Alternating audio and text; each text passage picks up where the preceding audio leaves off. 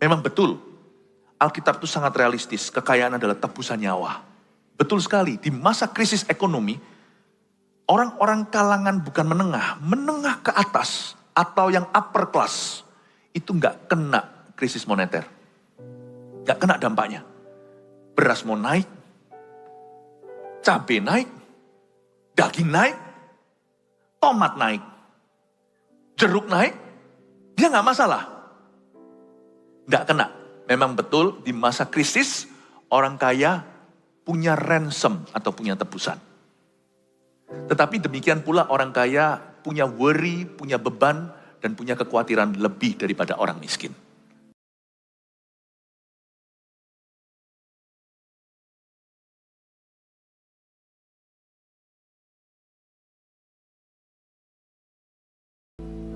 Bukan perkara-perkara yang sementara.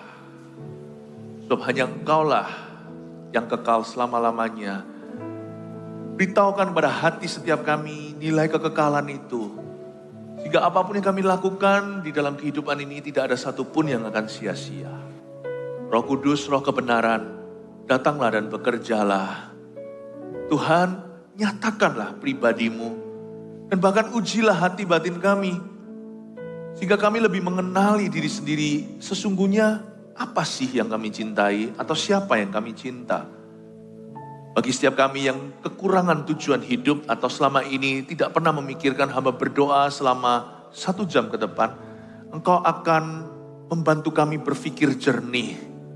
Oleh karena itu Kau harus bantu hambamu Tuhan untuk bisa menyampaikan firman-Mu secara jelas sekali. Sehingga setiap jemaat-Mu ya Tuhan boleh pulang ya Tuhan Yesus mendengarkan suara-Mu dan diubahkan selalu. Terima kasih Tuhan, Kau ada di sini. Sungguh ini yang kami ingin cetuskan dari hati. Kau ku cinta. Selain Kau tiada yang lain, hatiku dan batinku bisa habis lenyap. Gunung batuku tetaplah Allah selama-lamanya. Sembunyikan hamba di balik salib-Mu. Di dalam nama Kristus Yesus kami berdoa. Haleluya. Amin. Berikan tepuk tangan untuk Tuhan. Glory to God. Selamat siang. Silakan duduk kembali. Hari ini hari Minggu 5 kali saya akan bicara kupas habis soal hikmat menu ibadah di depan Anda. Saya kasih judul Punya Hati Daud dan Otak Salomo. Perlu kedua-duanya. Hatinya hati yang berkenan kepada Allah. A man after his own heart. Bahasa Inggrisnya. Seorang yang mengejar hati Tuhan. Tapi otak kita praktisnya harus tiru Salomo yang bijaksana. Di sini bukan yang penting hatinya, yang penting segalanya. Saya berdoa supaya kita berhikmat di hari-hari yang akan datang. Ibadah 1 tadi kalau Anda tidak di sini atau mendengarkan online-nya, patut didengarkan. Saya banyak memberikan hikmat tentang berbicara, khususnya membagikan tips-tips tentang parenting atau mendidik anak. Dan di situ tentang didikan dan ajaran saya nggak bisa ulangi lagi terus terang, jadi Anda harus dengarkan. Kalau bicara seperlunya saja. Nanti sebentar lagi kita bahas yang kedua, ini boleh kaya tapi jangan flexing. Boleh kaya tapi jangan gaya. Hidup lebih susah jika kita bodoh. Nanti ibadah selanjutnya ya. Sebenarnya hidup itu memang sudah sulit. Tapi kebodohan kita mempersulitnya lebih lagi. Wariskan yang baik pada anak cucu, apa aja yang bisa kita wariskan. Dan terakhir nanti jangan takut berantakan untuk berhasil. Success is messy. Ya. Kita baca sekarang Amsal 13, judulnya boleh kaya tapi jangan flexing di ibadah ini. Saya akan bacakan Amsal 13 ayat 7 sampai 12. Ibadah sebelumnya 6 ayat, kita bahas 6 ayat kemudian. Saya bacakan ayat 7. Ada orang yang berlagak kaya tetapi tidak mempunyai apa-apa. Ada pula yang berpura-pura miskin tetapi hartanya banyak. Kekayaan adalah tebusan nyawa seseorang, tetapi orang miskin tidak akan mendengar ancaman. Terang orang benar bercahaya gemilang, sedangkan pelita orang fasik padam. Keangkuhan hanya menimbulkan pertengkaran, tetapi mereka yang mendengarkan nasihat mempunyai hikmat.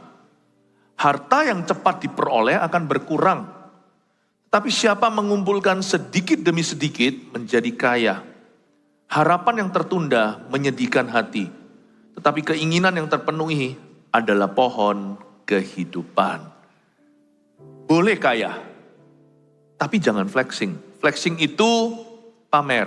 Pamer yang gak perlu sih. Gak pamer aja kalau kita berhasil, ada yang cemburu atau iri. Apalagi kalau kita pamer. Gak ada untungnya. Selain Tuhan tidak dipermuliakan, orang lain juga tidak akan mengagumi. Mereka hanya terpancing untuk mengingini.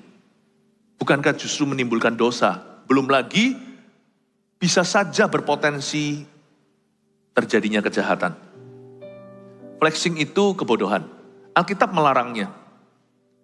Kita nggak boleh sok-sokan kalau kita punya barang. Kita lihat dulu ayat yang ke-7 saya jelaskan. Ada orang yang berlagak kaya, sinis bahasa firman. Ada orang yang berlagak. Sok-sokan tadi, berlagak kaya, tapi nggak punya apa-apa. Ada pula yang berpura-pura miskin seolah-olah direkomendasi. Gak apa-apa pura-pura miskin, bukan jatuh miskin loh ya. Tetapi lower profile, merendahkan diri. Ada orang yang berpura-pura miskin tetapi hartanya banyak. Berlagak kaya dilarang, berpura-pura miskin disarankan. Intinya jangan flexing atau jangan pamer, dan juga jangan menyombongkan diri. Kita itu jadi orang itu gaya hidup sepatutnya moderat saja. Mengapa begitu? Moderat itu pun tidak tentu masuk, tidak tentu masuk dalam ekspektasi orang. Moderat karena fokus kita nggak di sana. Hidup itu bukan seputar makan, minum, pakaian. Janganlah fokusmu ke hal-hal yang duniawi. Materialisme itu sesuatu yang sekedar dijalani.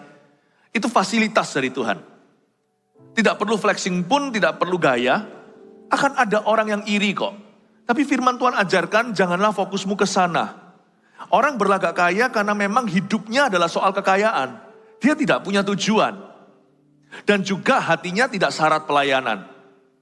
Orang yang begitu sudah salah dari oyot atau dari akarnya. Karena itu dilarang berlagak kaya karena ada masalah serius secara rohani di dalam dirinya. Tapi justru disarankan untuk berpura-pura miskin. Maksud saya begini, maksud ayat ini begini. Maksudnya kalau misalkan Anda itu kekayaannya segini itu gak apa-apa loh. Turun 2-3 tangga, 2-3 level. Seperti 2-3 level itu artinya kalau bisa itu underpay. Bayarlah dirimu sendiri kalau soal ego dan kesombongan itu lebih rendah dari sepatutnya. Misalnya orang yang punya kekayaan atau derajat sekian. Turunkan 2-3 titik. Supaya sebenarnya sejujurnya Anda lebih kaya daripada yang nampak. Dibanding dengan tampang atau gaya hidupnya, lebih baik Anda itu underrated atau underrating yourself. Ya, seperti seolah-olah prediksi orang itu meleset. Dikira Anda sekian, padahal Anda sebenarnya segitu. Itu lebih bagus Alkitab merekomendasikan. Ini pun turun 3 titik, masih 7 titik di atas yang lainnya. Makanya itu jangan pernah kita itu cemburu sama berkat orang lain. Jangan pernah iri. Tidak semua orang kaya itu salah. Ada orang yang kaya, kekayaannya dia dapatkan secara halal. Saya sebut orang seperti itu kaya halal. Tapi juga ada kaya yang haram. Yang memperolehnya dengan cara yang salah, apalagi berdosa. Dengan cara-cara yang tidak dikenan Tuhan, bahkan melanggar firman. Ada kaya yang haram. Tapi juga ada kaya yang halal. Ishak itu menabur mendapatkan 100 kali ganda. Kenapa mereka bangsa Filistin sangat khawatir dan terancam? Baik itu Abraham, Ishak, Yakub pula. Karena mereka itu sangat berhasil. Bapak-bapak iman kita itu orang yang sangat kaya raya. Abraham, Ishak, Yakub. Tapi mereka bukanlah Injil kemakmuran. Tapi mereka mengelolanya. Tidak heran kalau di tangan orang rajin, barang sedikit bisa jadi banyak. 1 talenta di tangan orang yang tidak menyembunyikan di bawah tanah. Dikasih 2 atau 5 talenta kalau dikelola pasti jadi lebih. Lah orang menabung kok ke perkara-perkara perlu. Bukan menghambur-hamburkan uang untuk perkara sia-sia. Masa mungkin hartanya nggak bertambah? Saya nggak hanya bicara soal harta, saya bicara soal talenta. Talenta atau bakat alam, kalau Tuhan taruh pada diri seseorang, kalau dia sekolah beneran, sekolah baik-baik, bahkan otodidak. Masa dia nggak akan semakin mahir dalam pekerjaannya? Bahkan Alkitab mengatakan di kitab Amsal, orang yang cakap dalam pekerjaannya akan berdiri di hadapan raja-raja. Saya pernah lihat, waktu itu saya melewati sebuah mall di Jakarta, lalu di depan sana ada tukang potong saya nggak kenal, karena saya nggak ngerti dunia barber. Rambut itu pokoknya bagi saya yang penting pokoknya asal pendek, cepak gitu aja, gampang. Saya nggak punya waktu terlalu banyak blow dry dan sisiran. Lalu yang potong di situ itu, yang dipotong saya paham itu. Mungkin anak-anak muda sekarang kurang nggak tahu. Itu Margaret Thatcher, dipotong sama dia. Presiden-presiden, gak mungkin lah. Dia pasti dulu pertama kali motong orang di jalanan, tapi sampai segitu kan karena dia memang semakin skillful. Bukan bicara soal harta melulu, tapi apapun di tangan orang yang rajin, orang yang sungguh-sungguh, pasti bertambah. Jadi ada orang itu kayanya halal. Tidak boleh iri, jangan kutuki mereka. Mereka turun 3 dot itu masih 7 dot di atas kita. Coba bahagia untuk berkat orang, wong dia dapatkannya secara lumrah. Dan dia bayar harga pula daripada orang kalau ada sedikit langsung dihamburkan. Aji mumpung, kapan lagi aku pegang duit segitu. Dan bahkan ada orang-orang yang salah investasikan. Belum apa-apa sudah spekulasi. Tidak menginvestkan di sesuatu yang berjangka panjang, bukan untuk profit taking atau bukan untuk ambil keuntungan seketika. Ya otomatis lah, gambling begitu jatuh. Jangan iri sama orang yang punya lebih. Karena keputusan bodoh keputusan bodoh tidak boleh iri dengan keputusan bijaksana. Ada pula orang-orang yang mengumpulkan segala sesuatu itu dengan waktu. Jangan pernah kita tuduh orang itu kok begitu. Foya-foya lu, hambur-hambur, hedon dan sebagainya.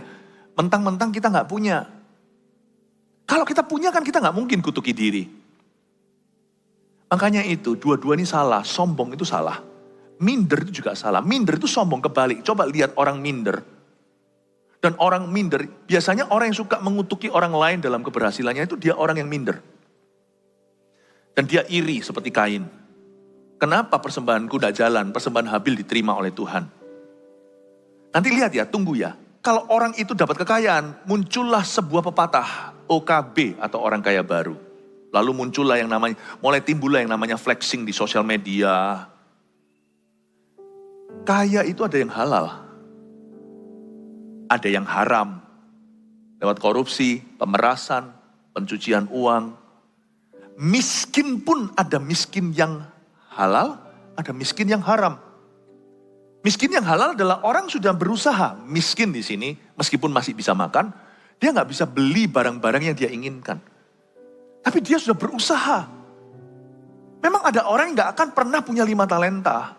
Terimalah itu bukan sebagai nasib. Tapi syukuri itu sebagai berkat yang cukup bagimu. Jangan iri sama orang lain, selalu ada gunung yang lebih tinggi dari gunung Semeru. Kalau kita memang dikasih Tuhan 1 talenta, gak usah iri sama yang 2. Gak usah iri juga sama yang punya 5 talenta. Ada orang itu yang memang dibatasi Tuhan sekian. 5 talenta pun ada batasnya. Gak ada orang itu yang kaya raya sekaya Allah, itu gak ada. Salomo pun ada batasnya. Jadi kalau kita lebih tinggi jangan sombong hati. Kalau kita rendah jangan kita rendah diri. Ada orang yang miskinnya itu halal. Dia sudah usahakan. Dia syukuri 5 roti 2 ikan. Mungkin seumur hidupnya bapak ibu itu tidak akan pernah berhasil seperti apa. Tapi anak-anaknya dididik dengan benar. Dan mereka punya kehidupan yang dari Tuhan. Nanti punya profesi, punya karir yang bagus. Sekalipun bukan seorang bos atau punya company sendiri. Apa salahnya sih kerja sama orang? Emangnya kerja sendiri itu enak? Kerja sendiri itu juga pikul salib sendiri. Jadi direktur, apalagi direktur utama itu tidak selalu menyenangkan. Ada apa-apa, tangkap tangan yang kena siapa? Jangan pernah kita bandingkan, oh aku kok gak punya perusahaan, orang itu kok punya. Yang punya perusahaan itu punya pusingnya sendiri. Yang kerja sama orang juga punya salibnya sendiri. Jangan iri. Ada orang yang memang diberi Tuhan hanya 2 talenta.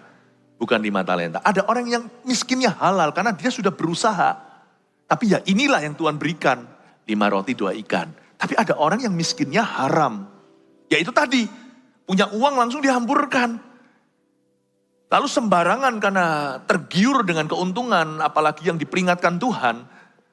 Peringatkan Tuhan di perjanjian baru bunyinya begini, janganlah kamu ingin cepat menjadi kaya, supaya jangan jatuh ke dalam berbagai macam pencobaan dan menyiksa diri dengan yang bukan-bukan. Ada orang itu yang jatuh miskin bukan karena Tuhan memberi dia talenta kecil, tapi karena keputusannya yang tidak bijaksana. Ada orang yang miskinnya itu haram. Tuhan tidak pernah limit dia ke segitu, tapi dia kehabisan sumber daya, hanguslah yang dia punya, karena dia ngawur mainnya. Apalagi mereka yang malas-malasan. Firman Tuhan dengan jelas berkata, miskin yang seperti ini haram, melipat tangan sebentar lagi, tidur sebentar lagi kemiskinan akan menyerbu kemahmu. Dan kau akan kekurangan roti. Tangan lamban membuat miskin, kata Amsal. Di pasal yang lain tentunya, tangan rajin menjadikan kaya. Saya ingin untuk kita menyadari ini. Jangan kita kutuki orang miskin. Dan juga jangan kutuki orang kaya. Kerjakan bagianmu, kembangkanlah talentamu. Dan apapun yang Tuhan nanti garis bawahi, segini yang kau patut miliki, kelolalah untuk kemuliaan Allah. Muliakan Tuhan dengan hartamu. Amin Bapak Ibu Saudara. Karena itu flexing tidak pernah dianjurkan oleh firman, bahkan dilarang. Karena fokus kita tidak di sana. Ingatlah Bapak Ibu Saudara, kalau kita merasa diri kita itu miskin harta duniawi, jangan compang-camping. Ke gereja gak harus pakaian baru, tapi kita bisa pakaian rapi. Mungkin pakaian cuma 2-3, bukan hanya ke gereja. Saya gak bicara tentang ke gereja, di masyarakat pada umumnya. Saya gak harus pakai baju branded, atau baju dengan brand-brand ternama. Tapi kalau baju saya setrika, baju saya rawat, saya kan percaya Allah Israel adalah Allah yang menyertai perjalanan hidupku. Zaman Musa 40 tahun di padang gurun, mereka belum masuk ke tanah yang melimpah madu dan susu. Dengan semua keterbatasan, makan cuma satu jenis mana, digoreng, dibakar, muter-muter, ya begitu aja, bolak-balik. Mereka gak bosan, karena hati mereka dipenuhi dengan rasa syukur. Bahkan sandal mereka tidak usang, gigi mereka gak ke dokter gigi. Saya berdoa di dalam nama Yesus supaya pasien-pasien dokter gigi di gereja kita ini, kalau ada dokter gigi, pasiennya dapat dari yang non-jemaat dah.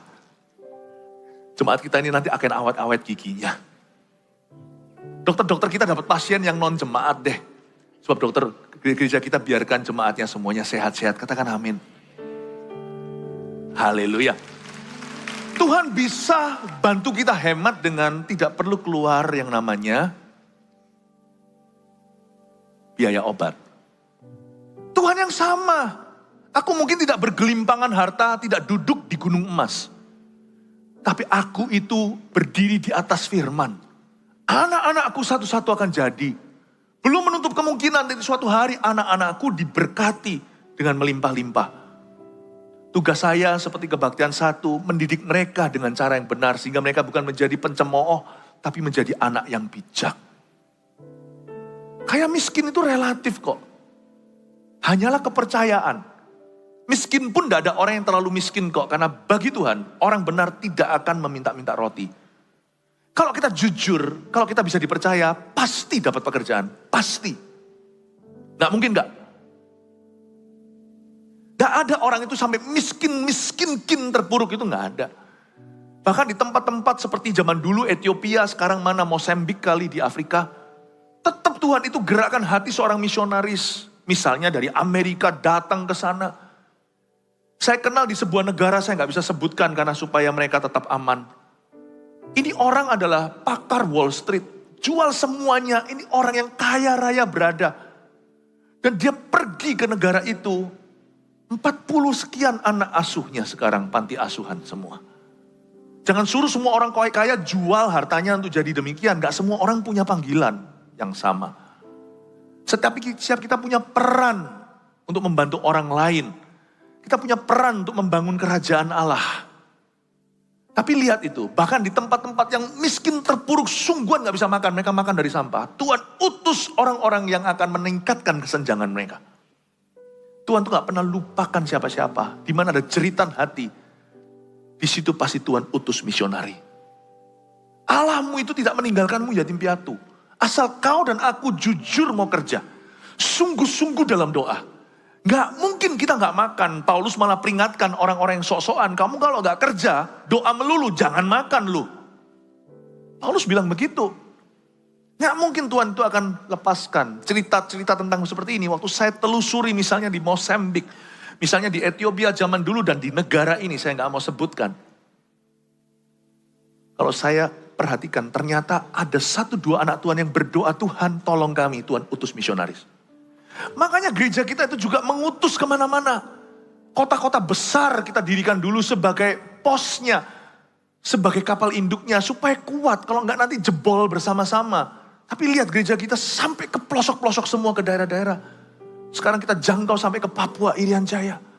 Kita baru kirim ratusan buku untuk jadi kurikulum anak-anak before 30. Discipleship itu.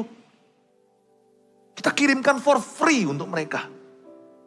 Tuhan tidak pernah lupakan siapa-siapa. Nggak ada orang itu bisa miskin sendiri. Berbahagialah orang yang miskin di hadapan Allah. Nggak ada orang yang ditinggalkan sama Tuhan. Nggak ada. Kaya juga nggak bisa kaya raya sampai gimana nggak bisa. Orang paling kaya di dunia pun punya limitnya. Ada hal-hal tertentu yang mau keluar itu eman. Mungkin kalau dia keluar untuk jet pribadi, nggak masalah. Dia kalau keluar untuk foya-foya, no problemo. Tidak ada persoalan. Tapi dia mau amal sosial pun ada batasnya. Buktinya lihat itu. Semua artis-artis Hollywood, kalau mereka mengadakan fundraising atau penggalangan dana, itu bayarannya berapa? Steven Spielberg dan sebagainya. Mereka menghasilkan bisa keluar 10 juta dolar dikasihkan ke yayasan apa? Apa artinya 10 juta dolar? Berarti semua mereka itu tetap ada titik eman keluar uang.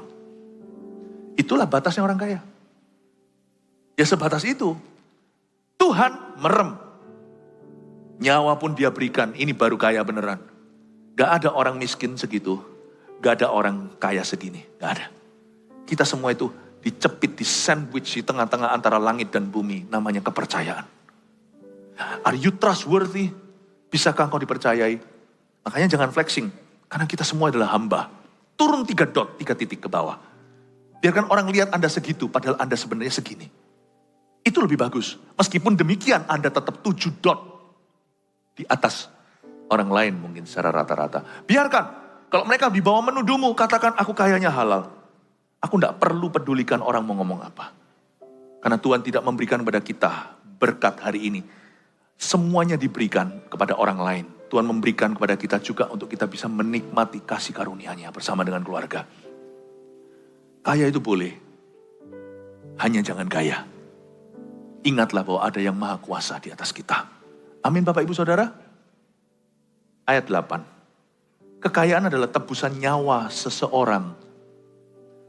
Tetapi orang miskin tidak akan mendengar ancaman. Apa maksudnya kekayaan itu tebusan atau ransom nyawa seseorang. Tapi orang miskin gak pernah dengar ancaman. Berarti dalam kaya maupun miskin ada sukacita dan kelebihannya. Orang kaya kelebihannya apa kalau kita baca dari ayat 8? Kekayaan adalah tebusan nyawa seseorang. Orang kaya itu punya tebusan lebih di masa krisis dibanding dengan orang yang lebih miskin harta. Misalnya kalau masuk ke rumah sakit, dapatkan ruang VIP. Misalnya kalau orang miskin dan orang kaya sama-sama Tuhan sudah beritahu mati hari ini, tapi dia bukan mati langsung putus nyawa, namun dia koma. Beda orang miskin dan kaya adalah oksigennya lebih panjang. Yang kaya beli oksigen bisa berbulan-bulan bahkan bertahun-tahun, tidak tanggung-tanggung di Singapura. Itu per hari meterannya berapa. Tapi sama-sama vegetable, sama-sama tidak sadar. Yang satu harus ke kamar, pindah dari ICU, harus pindah dari kamar utama, pergi ke kamar biasa. Bedanya cuman yang ini pergi dulu karena kehabisan oksigen. Yang ini pergi nanti, tetap aja dengan oksigennya. Tidak mempengaruhi neraka maupun sorga. Memang betul, Alkitab itu sangat realistis, kekayaan adalah tebusan nyawa. Betul sekali, di masa krisis ekonomi, orang-orang kalangan bukan menengah ke atas, atau yang upper class, itu nggak kena krisis moneter. Gak kena dampaknya. Beras mau naik, cabai naik, daging naik, tomat naik, jeruk naik, dia gak masalah. Gak kena. Memang betul di masa krisis, orang kaya punya ransom atau punya tebusan. Tetapi demikian pula orang kaya punya worry, punya beban, dan punya kekhawatiran lebih daripada orang miskin. Tidak tidur adalah penyakit orang berada. Tidak bisa tidur. Bukan penyakit orang yang tidak punya. Overthinking biasanya. Panic attack. Rata. Saya bicara tentang sesuatu yang sifatnya biasanya. Meskipun tetap ada perkecualian. Penyakit-penyakit yang saya sebutkan tadi itu adalah penyakitan orang yang berada. Bukan penyakit orang yang kurang ada. Meskipun tetap ada orang yang kurang ada punya penyakit ini. Paham maksud saya Bapak Ibu Saudara? Makanya itu yang kurang berada jangan penyakitan. Ngomong sama Tuhan begini, wong aku ini loh Tuhan. Sudah gak punya. Masa aku punya penyakit sekalian? Ya harus fair kan? Ini penyakitnya orang berada. Hei, penyakit menyingkir, salah rumah. Bilang gitu, salah rumah. Karena orang yang miskin tidak mendengar ancaman. Kelebihan orang miskin adalah ini. Kelebihan orang miskin. Dia easy going. Chill, nyantai saja. Dia gak takut apa-apa. Nothing tulus soalnya. Gak ada sesuatu yang bisa hilang. Tetapi memang kekurangannya, kelemahannya adalah orang miskin tidak bisa beli barang atau benda seenak mereka yang mereka inginkan. Itu aja bedanya. Bedanya tipis sih, 11-12 sih. Orang kaya sama orang miskin. Cuman beda di materi. Sadar gak? Orang miskin datang ke hadapan Tuhan itu lebih banyak healing. Waktu gereja tidak punya apa-apa zaman dulu, Petrus berkata begini, emas perak tidak kupunya. Apa yang kupunya kuberikan padamu. Ketika mereka tidak punya emas dan perak, mujizat jadi nyata. Harusnya kita yang merasa kurang berada, ini relatif ya. Tergantung Anda banding sama siapa. Kalau sekarang saya banding dengan orang tertentu ya saya merasa tidak berada. Kalau banding dengan orang yang lebih gak punya dari saya merasa berada. Semua kita itu pasti ada atas, ada bawah. Jadi jangan bandingkan. Tapi kalau kita sekali-kali merasa kita ini kurang berada, masuklah ke hadirat Allah. Aku gak mau sakit-sakitan. Kamu kata, aku tolak ini di dalam nama Yesus. Setan, kau salah alamat. Aku gak ada sesuatu yang bisa kuberikan padamu. Badanku di satu-satunya untuk kerja, aku harus sehat. Orang miskin tidak mendengar ancaman. Aku gak takut, nothing tulus. Tuhan beserta. Toh aku gak bisa wariskan apa-apa ke anak-anakku. Mau gak mau hanya Yesus yang bisa kuwariskan. Ayo Tuhan, bela keluargaku. Harus berani berdoanya. Jangan sudah gak punya sesuatu, punya penyakitnya orang kaya lagi. Jangan mau begitu. Itulah sebabnya orang yang merasa dirinya miskin di hadapan Allah harus merasa empunya kerajaan sorga. Berkata Tuhan, miskinku halal bukan karena kebodohan. Ini sudah kemampuanku, batasku segini. Aku berdoa minta favor dari Engkau Tuhan. Seperti Yabes katakan, kiranya Engkau memberkati aku dengan berlimpah-limpah. Itu tidak tentu bicara soal harta. Dan Engkau membuat aku tidak mengalami kesakitan. You pray that. Doalah itu. Dan Tuhan kemungkinan besar akan mendengar. Tuhan dengarkan, maksudnya kemungkinan besar Tuhan akan kabulkan. Sebenarnya bedanya cuma di situ aja sih. Orang kaya punya tebusan, masa krisis gak kena. Ketika dia sekarat, dia dapat penanganan yang jauh lebih baik. Tetapi dia punya worry yang lebih besar atau kekhawatiran. Orang miskin, nothing tulus. Aku gak takut rugi apa-apa, kehilangan apa-apa. Aku gak punya apa-apa. Tetapi kekurangan mereka, setbacknya adalah mereka tidak bisa beli barang atau benda yang mereka inginkan. Makanya itu orang miskin yang bahagia adalah orang miskin yang tidak iri sama milik orang lain. Jangan lihat lalu menginginkan. Makanya itu perintah Allah yang ke-10 itu berguna untuk orang-orang yang merasa dirinya miskin harta. Janganlah kau mengingini keledai tetanggamu, istri, suami tetanggamu, hak milik mereka. Jangan kau inginkan. Asal hati kita tidak menginginkan, kita bisa pas-pasan namun bahagia.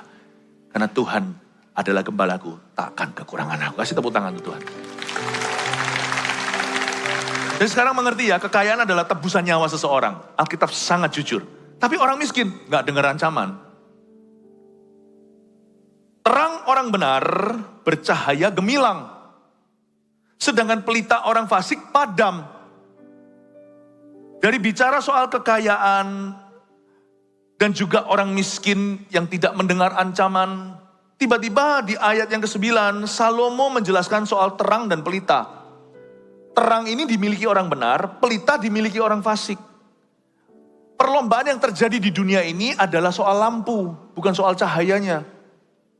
Jangan kejar lampunya, kejar cahayanya. Lampunya itu Tuhan bisa upgrade nanti. Mau lampunya cuma berapa watt, atau lampunya brand tertentu, mau brandnya apa, Chiyoda, atau brandnya Philip, kalau saya pakai Philip mungkin cocok. Nggak masalah, yang penting itu cahayanya. Maksud saya begini, the actual light surpasses the significance of the lamp. Cahaya itu jauh lebih penting daripada lampunya. Lampu itu kontainernya, lampu itu adalah bendanya.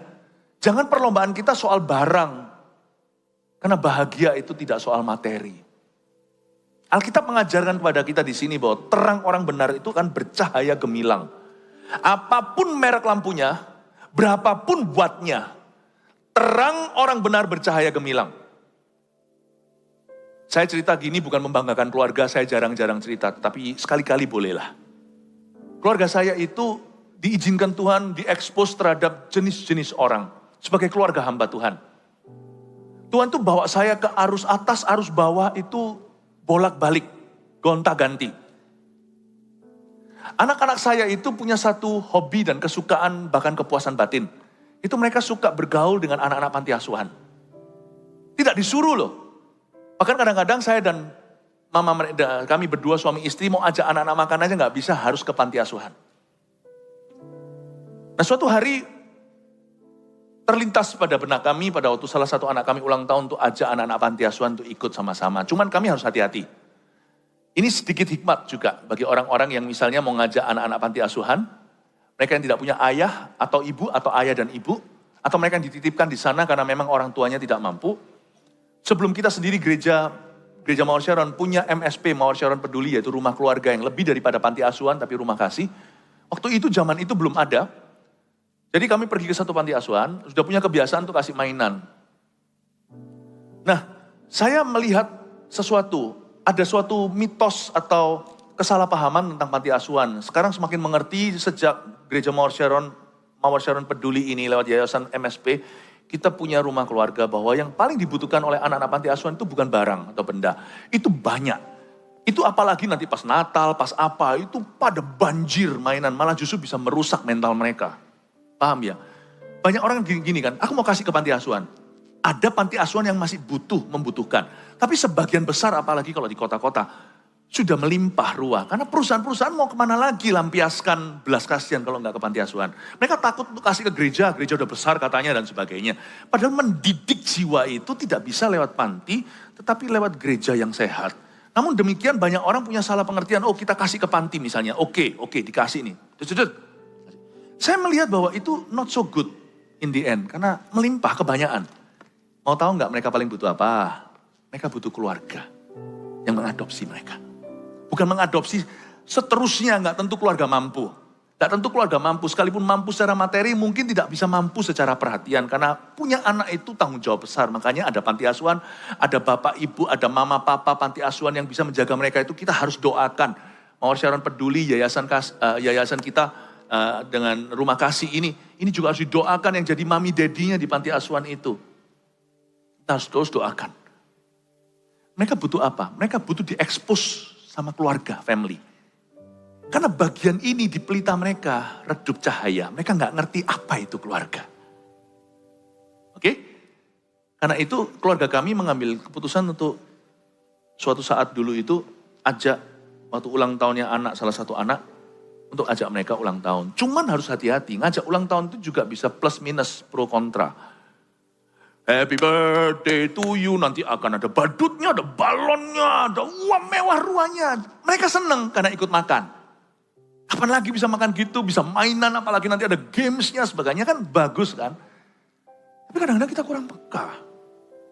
Di dalam hati mereka berkata, kok aku ulang tahun tidak diginikan. Malah membangkitkan kecemburuan sosial. Karena itu kalau pas anak saya ulang tahun, undang mereka enggak tahu anak saya ulang tahun. Kadonya anak kami adalah main sama anak-anak yatim piatu. Bukan ulang tahun kan. Kalau ulang tahun kan mereka jadi penggemarnya, mereka jadi objeknya, mereka jadi cheerleadernya. Tetap lakonnya kan anakku. Di balik anak-anak kami yang melayani mereka. Ajak main sama mereka. Enggak ada yang tahu anak saya ulang tahun. Kita makan di mall sama-sama, main apa, ini bungkuskan apa. Wah, istri saya paling rapi soal gitu-gitu. 3 anak kami juga enggak deket-deket sama saya. Daddy, mereka ngerti sendiri ya. Salah satu anak malah minta maaf sama saya, Dad, saya nggak bisa deket-deket sama Daddy dulu ya, nggak bisa deket sama Papa dulu, supaya mereka jangan merasa gimana mereka nggak punya ayah. Oh ya, jadi as for me and my house, we will serve the Lord. Seperti kitab Yosua, aku dan keluargaku, rumah tanggaku, kami melayani Tuhan. Tuhan kan nggak kelihatan, jadi kami melayani anak-anak panti asuhan ini. Tapi sekalipun konteksnya itu ulang tahun anak, mereka nggak perlu diulang tahunkan di tengah-tengah anak panti asuhan. Kalau ini ulang tahunmu, ini adalah kado yang kamu minta, ayo kita senangkan mereka. Dan mereka nggak tahu hari itu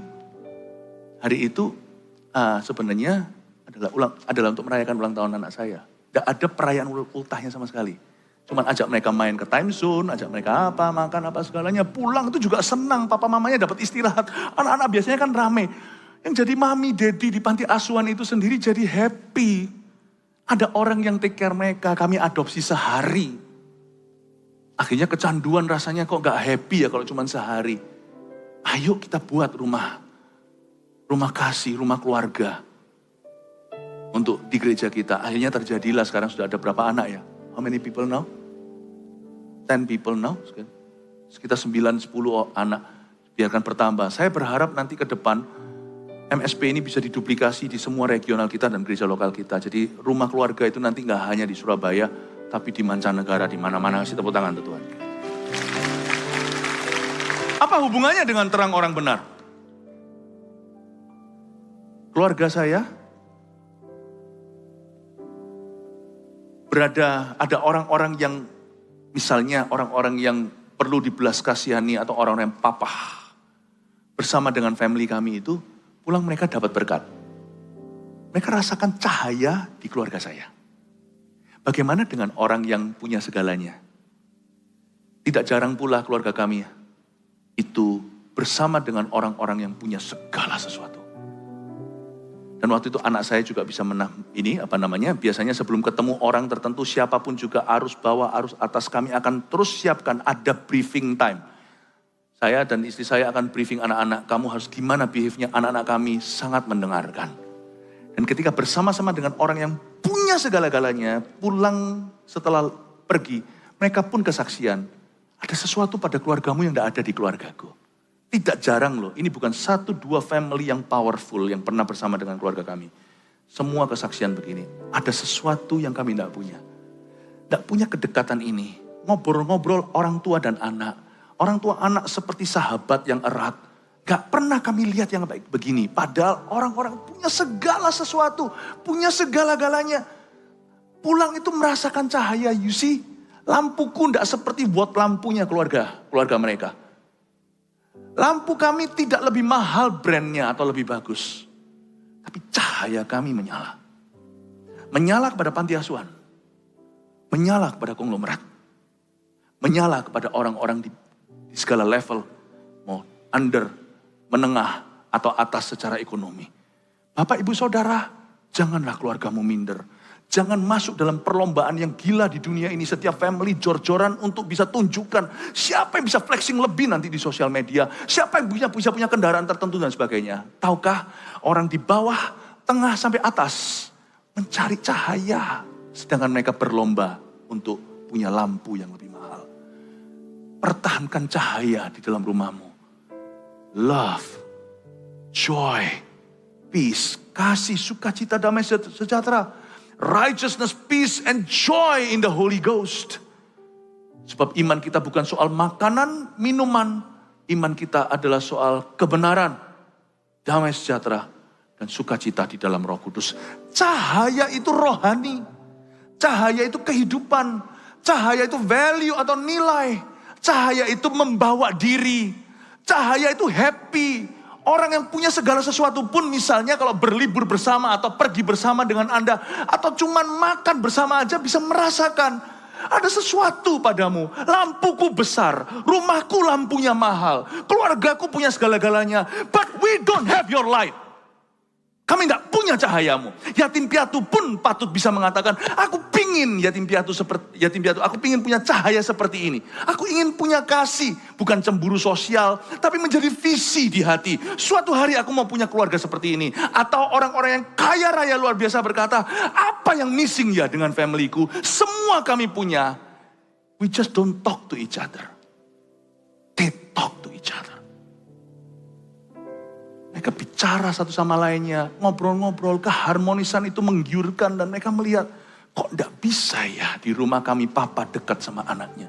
Kok enggak bisa ya suami dan istri begitu mesra.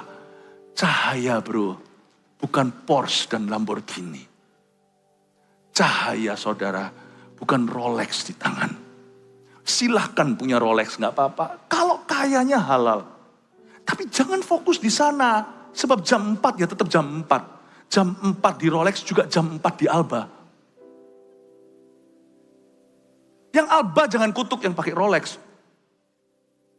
Buktinya Anda pakai Alba aja, atau Seiko, itu orang Mozambik minum air bersih aja nggak bisa Anda pegang HP. Indonesia itu HP semuanya, internet tergede itu salah satunya itu Indo. Mozambik jangankan internet. Pisang busuk itu direbut makan berempat bersaudara. Mau bilang hedon, semua hedon. Tapi kalau halal, masa kita mau seperti Mozambik? Mari kita berdoa supaya Indonesia seperti Mozambik. Semua kita makan pisang busuk. Ya janganlah. Mental komunis itu. Jangan iri, kalau kita diberkati kita harus happy. Negara kita ini makmur sekalipun bukan orang kaya semuanya. Negara kita ini makmur. Lempar sembarang kangkung tumbuh. Coba Anda lihat ke Timur Tengah, kami barusan kembali dari Israel di situ. Coba lihat di sana. Gersangnya bukan Israelnya, Israel kan punya teknologi. Sebelah-sebelahnya itu gersangnya. Bersyukurlah. Jangan iri sama orang kaya. Dan jangan bermental miskin. Namun jangan sombong kalau Tuhan membuatmu lebih punya daripada orang lain. Miliki hikmat. Kejarlah cahaya bukan lampunya. Rolex Alba Seiko nggak apa-apa, ya. Apalagi apa namanya? Aduh saya lupa, nggak jadi sudah. Candaannya Pastor Yudi itu loh, nama jam itu apa? Dikasih orang itu Casio, kasih orang, ya itu candaan orang lain nggak ada urapan pada saya. Paham maksudnya saya, Bapak Ibu Saudara? Gereja tempat sehat, di mana kaya dan miskin bertemu. Sebenarnya nggak ada sih, kita semua miskin di hadapan Allah. Coba lihat orang miskin di sebelahmu, katakan kita semua miskin di hadapan Allah. Amin Bapak Ibu Saudara. Fokus kita bekerja. Ayat yang ke-10, keangkuhan hanya menimbulkan pertengkaran. Tetapi mereka yang mendengarkan nasihat mempunyai hikmat. I love this. Keangkuhan hanya menimbulkan pertengkaran. Ini yang disebut dengan pride of life, 1 Yohanes. Ini yang disebut dengan kesombongan atas apa yang dia punya dan apa yang dia lakukan atau kerjakan. Keangkuhan hanya menimbulkan pertengkaran. Tuhan tidak ingin ada keangkuhan. Keangkuhan di sini itu ada 2 macam. Ada 2 macam. Keangkuhan itu sombong karena memiliki. Dan iri karena orang lain memiliki. Itu sama-sama angkuh di hadapan Yesus. Itu sama-sama akarnya, oyotnya adalah spirit of pride. Minder itu sombong terbalik. Tunggu sampai dia pegang harta, dia akan jadi OKB, orang kaya baru. Bapak Ibu Saudara, semuanya harus dibuang. Righteousness, peace, and joy in the Holy Ghost. Kalau saya melihat seseorang di sebelah saya diberkati jauh lebih dari saya. Asal orang itu hidup dalam righteousness, peace, and joy in the Holy Ghost. Kebenaran, damai, sukacita dalam Roh Kudus. Saya akan tepuk pundaknya berkata, Bapak, puji Tuhan. Saya sungguh-sungguh happy for you. Jangan minta sesuatu. Happy aja. Jangan pernah ingini keberhasilan orang lain. Jangan minta kecipratan. Berkatmu dari Tuhan. Berkatmu dari kerajinan. Berkatmu dari kesungguhan berdoa dan kesungguhan bekerja. Kalau kita memuji orang bukan untuk menjilat. Kalau kita berkata sama orang lain, congratulations atau selamat. Sungguh-sungguh selamat itu biarkan satu arah, tiketnya sekali. Tidak PP kembali kepadamu. Jangan berharap Anda dapatkan belas kasihan atau pinjaman. Katakan selamat Pak. lalu bergantung pada Tuhan. Kalau kelihatan orang lebih lemah, lihatlah 5 roti 2 ikanmu. Adakah sesuatu yang bisa saya tambahkan? Itulah yang namanya antidotnya keangkuhan. Tuhan tidak mau kita hidup di dalam kesombongan. Tuhan tidak mau kita hidup di dalam keminderan. Tuhan tidak mau kita hidup dalam iri hati. Tuhan juga tidak mau kita hidup dalam tinggi hati. Lawan kata keangkuhan itu bukanlah rendah hati. Rendah hati itu bisa aja tipis bedanya dengan rendah diri. Kayaknya rendah hati, iya, kan gak enak ya sama orang itu. Iya, sana bisa beli apa aja. Kan saya gak bisa, gak enak loh digituin. Kayak seolah-olah kita tiba-tiba jadi orang berdosa gitu loh.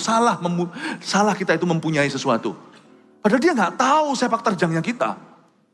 Iya kan, sana kalau bisa ke dokter kemana-mana ke Singapura. Saya kan di sini kan gak bisa, saya BPJS. Saya bisa, ya anaknya bisa sekolah tinggi-tinggi. Gak enak loh, digituin gak enak. Biasanya sama orang gitu lebih baik hindari. Karena apapun yang Anda katakan salah. Ya kan? Nah, dan sekalipun kalau Anda memberi, Anda pun pulang dengan merasa bersalah. Tidak pernah memberi dengan sukacita. Karena Anda merasa, dosa aku nikmati yang punya aku ini. No. Hanya karena sekali Tuhan berkata pada orang kaya, jual segala sesuatu ikut aku. Bukan berarti Tuhan bilang begitu sama semua orang kaya. Tidak seperti itu. Karena itu jangan pernah kita itu minder maupun sombong. Kerendahan hati itu bisa kecampur baur. Kelihatan emas tapi ternyata tembaga. Kerendahan hati itu ada namanya kerendahan hati yang palsu. Disitulah bedanya rendah hati dan rendah diri. Humility itu bukan self pity. Susah sama orang self pity. Sama orang sombong juga susah. Apa-apa tentang dia. Gak tanya orang lain, ambisius sekali. Ngomong-ngomong tentang dirinya selalu. Dan tidak pernah memperhatikan orang lain, how are you, atau tanya begitu. Gak pernah.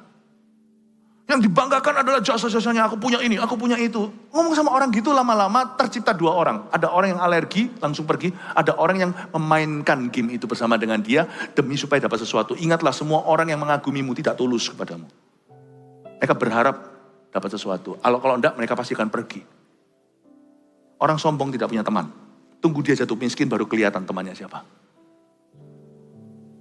Ya, Bapak Ibu Saudara, keangkuhan itu selalu toxic in any relationship. Dalam segala hubungan, keangkuhan itu toxic. Minder itu toxic. Sombong itu toxic. Kalau kita mau hubungan yang real, yang genuine, yang nyata, yang tulen, hubungan yang asli, ini harus pergi dua-dua ini. Karena orang gak suka jadi risih karena Anda berkata, ya sana kan punya segalanya. Orang juga tidak suka direndahkan. Makanya itu dalam hubungan, kita harus buang kedua-duanya. Lawan kata keangkuhan bukanlah kerendahan hati. Mawas diri. Mengerti menaruh posisi. Kepada orang kaya bagaimana, kepada orang miskin bagaimana. Dan kita merasa selalu rumput lebih hijau di halaman kita. Anda bukan orang Kristen, kalau keluar dari gereja ini Anda tidak bisa merasa Anda orang paling kaya di seluruh dunia. Setelah ketemu dengan satu keluarga yang sangat besar, sekitar 10 tahun yang lalu. Anak saya pulang itu membuat hati saya bangga di mobil berkata, Dad, kenapa ya? Sekalipun keluarga kita itu bukan apa-apa. Kenapa kok aku tidak sama sekali iri dengan family ini? Aku merasa keluarga kita itu lebih kaya, punya segalanya. Saya merasa seperti dari keluarga yang paling kaya di dunia. Dalam hati saya berkata, oh good. Di sini saya jingkrak-jingkrak. Di hati itu sudah lompat-lompat berkata, wow thank you Lord. Jangan ngaku diri Kristen. Kalau tidak merasa diri orang paling hoki di seluruh dunia. Karena punya Yesus dan Tuhan memberikan kepercayaan kepada kita. Kasih tepuk tangan untuk Tuhan. Tentang persepuluhan, tentang persembahan. Sudah tidak perlu saya bahas lah. Saya tidak akan mendapatkan kebenaran lewat TikTok. Saya dapat kebenaran lewat gereja. Ibadah satu dengarkan sendiri, saya tidak bahas soal persembahan persepuluhan, tapi saya ajarkan bahwa iman kita tidak boleh bergantung sosial media. Karena gereja lah yang tidak kemana-mana. Tidak bergantung viral, trending. Gereja tidak pergi kemana-mana. Here is sound teaching. Disinilah ada pengajaran yang sehat. Kasih tepuk tangan untuk Tuhan. Ayat 11. Harta yang cepat diperoleh akan berkurang. Tetapi siapa mengumpulkan sedikit demi sedikit menjadi kaya. Sedikit demi sedikit itu bisa hitungannya bulan atau tahunan. Atau bahkan mingguan. Nggak ada patokan waktu, cuman ada progres. Di dalam progres itu ada regress, ada maju mundurnya. Tidak ada orang itu hanya set up, selalu ada setback. Tidak ada orang yang maju terus, semua itu harus ada mundurnya. Namanya orang nyanyi aja seriosa. Tetap ada waktunya, dia harus nafas. Tidak ada nada itu melengking naik terus, nanti putus tuh pita suara. Yang penting progres, siapa mengumpulkan harta sedikit demi sedikit menjadi kaya. Harta yang cepat diperoleh harus hati-hati. Cepat di sini itu instan. Yang tidak bisa melihat hulu dan hilirnya, hati-hati di dalam sebuah bisnis yang Anda tidak menguasai ilmunya. Semua asal percaya sama teman. Anda tidak lihat prosesnya, tapi mendapatkan presentasi yang menggiurkan. Hati-hati dengan begini. Tahun-tahun ke depan tidak akan pernah kapok dan jerah. Dunia akan masuk ke lubang yang sama. Tapi jemaat Mawar Sharon jangan masuk ke sana. Hati-hati dengan money games. Jangan pernah datang ke gereja dan berkata, uangku raup, habis semuanya. Itu tanggung jawabmu. Saudaraku itu tanggung jawabmu. Kan gak mungkin kan. Gereja juga tidak akan menjagakan uang. Tapi gereja akan mengajarkan prinsip yang menjadi tembok yang kokoh untuk menjaganya dalam hidupmu. Bapak ibu saudara hati-hati dengan money games. Sampai kapanpun orang tidak akan jerah. Kedepan ya saya peringati sekali lagi. Don't fall in the same trap. Kalau Anda pernah hilang uang di situ sebelumnya, belajarlah sebagai biaya kuliah. Juga di sini dikatakan harta yang cepat diperoleh adalah harta yang hasil judi. Kalau Anda bekerja di dalam sebuah perusahaan perjudian, ingatlah bahwa uang hasil judi, baik itu bandarnya maupun yang berjudi, itu semua uang ada sayapnya. Tidak pernah sekalipun sepanjang 30 tahun saya dalam pelayanan, saya melayani orang yang demikian itu tidak dibawa Tuhan dulu detox. Kalau orang itu bertobat seperti Sakius, dia harus mengembalikan 4 kali lipat. Segala sesuatu uang yang sifatnya itu masuknya demikian, itu ada sayapnya semua. Bapak ibu saudara hati-hati, saya melihat berkali-kali, orang harus bayar harga ketika bertobat. Hilang segalanya. Lalu naik lagi. Jadi uangmu itu halusinasi kalau itu dari judi. Itu uang asli, ada serinya, saya tahu. BI itu Bank Indonesia atau dolar Amerika atau apa. Tapi itu di tanganmu halusinasi. Uang hasil judi itu tidak ada restu. Dan pasti habis, 100% pasti habis. Pasti. Kenapa? Karena orang yang berjudi hatinya salah. Tapi orang yang mengumpulkan sedikit demi sedikit menjadi kaya. Karena orang yang mengumpulkannya lewat sebuah proses dan lewat sebuah progres. Orang itu mengindahkan Tuhan dalam perjalanan. Otomatis kalau orang itu mengumpulkan pelan-pelan, dia melibatkan Tuhan. Ada fear of God, ada takut akan Allah di dalamnya. Di dalamnya ada roh pelayanan ketika orang itu belajar untuk mengutamakan kerajaan sorga, bukan demi harta, tapi dia percaya janji Allah berkata segala sesuatu ditambahkan. Maka orang itu akan mengumpulkan pelan-pelan sambil setia, seimbang hidupnya antara kerja, family, dan pelayanan. Jadi nanti terbangun lewat proses itu relasi-relasi dan hubungan-hubungan yang nyata. Jadi nggak mungkin harta yang diperolehnya itu akan cepat menguap. Karena penjagaannya itu manusia-manusia yang Allah taruh dalam hidupnya. Belum lagi orang itu belajar sabar buah roh yang kesekian. Di mana dia belajar untuk mengapresiasi atau menghargai uang kecil yang masuk dulu. Dan dia tabung pelan-pelan dan otomatis otak orang itu jadi brilian. Misalnya saya ada margin segini untuk saya tabungkan. Saya tabungkan di apa ya? Apa saya cemplungkan semua ke bisnis atau saya tabungkan di sesuatu yang lain misalnya yang bekerja jangka panjang seperti properti atau apa. Dia akan bisa mikir, otomatis orang itu tidak mikirkannya duit. Tapi dia memikirkan gimana mengelola yang ada. Makanya itu saya ngerti. Orang yang cepat memperoleh hartanya lewat cara yang tidak berkenan, kenapa kok hilang seketika nanti hartanya? Karena tidak disertai dengan gaya hidup yang dipupuk oleh Tuhan. Tapi orang yang memperolehnya, mengumpulkannya sedikit demi sedikit menjadi kaya, kenapa kok bertambah? Karena mereka tidak mengumpulkan uang, tapi mereka mengalami seluruh paket Tuhan dalam menanti janji dan dalam mengelola talenta. Mereka mengalami the fullness of life. Paham maksud saya Bapak Ibu Saudara? Belum lagi di situ suami istri belajar bergandeng tangan, berdoa dalam suka dan duka. Sama anak, papa mama lagi krisis ini mau bayar hutang. Lalu mereka berdoa, lalu tiba-tiba Tuhan buka jalan. Lalu piutang dicairkan. Mereka melihat semuanya itu ada sebuah proses. Di mana anak-anaknya bukan terima harta untungnya papa. Tapi mereka mengalami kesaksian bahwa Tuhan itu nyata. Ini yang susah. Kelihatannya cuma duit. Bedanya apa dengan ini? Yang ini tuh ada ceritanya dengan Tuhan dan keluarga. Dan gereja. Yang ini gak ada, langsung lotre. Makanya ini cepat hilang. Ini uang yang hasilnya dari providence. Dari penyediaan Allah. Gaya hidupnya tidak menopang kalau orang mau cepat kaya. Makanya nanti kalau dapat uang, gaya hidup yang absen itulah juga menjadi kejatuhannya.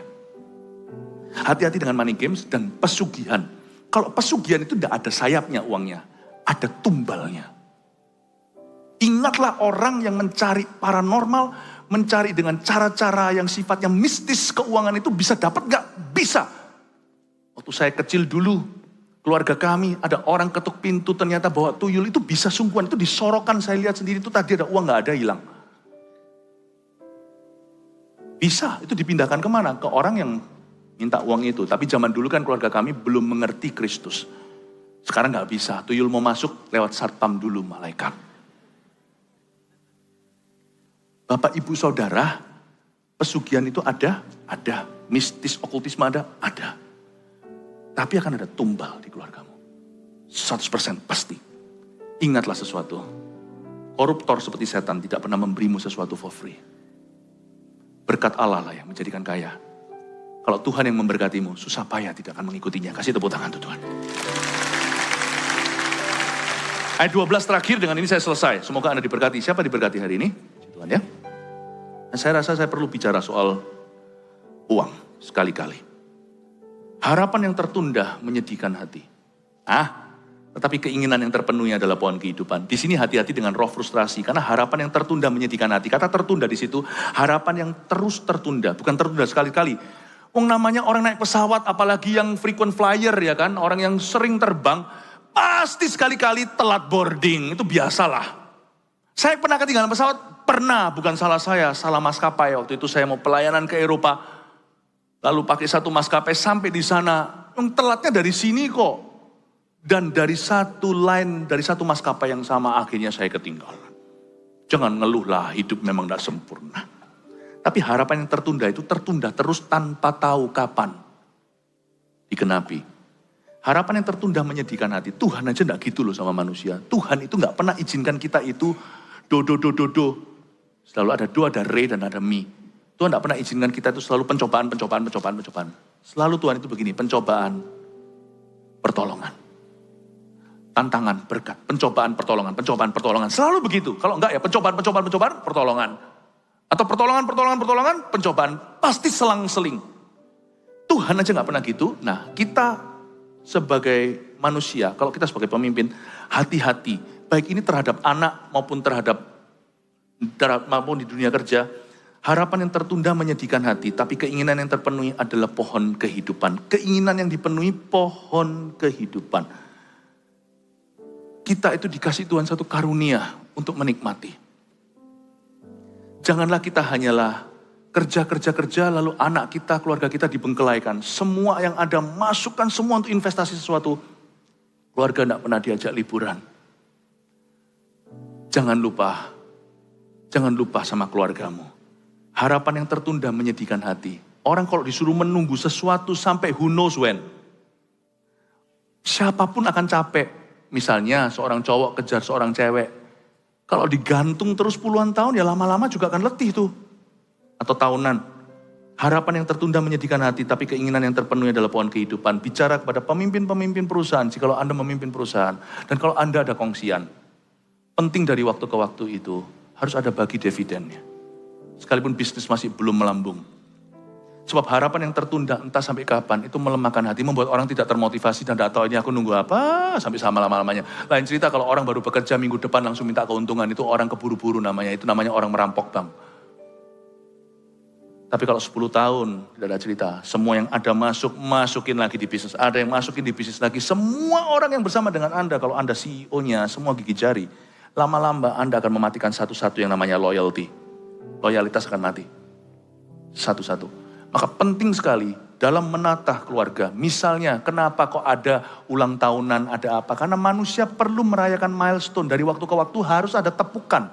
Karena manusia bukan makan bensin atau oli.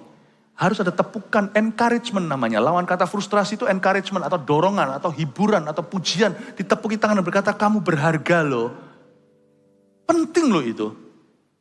Makanya sesuai dengan tradisi setiap negara beda, setiap bangsa, setiap ras juga nggak sama setiap kebudayaan. Ada yang namanya Sweet 17-an, kalau di Indonesia nggak harus, itu nggak prinsip.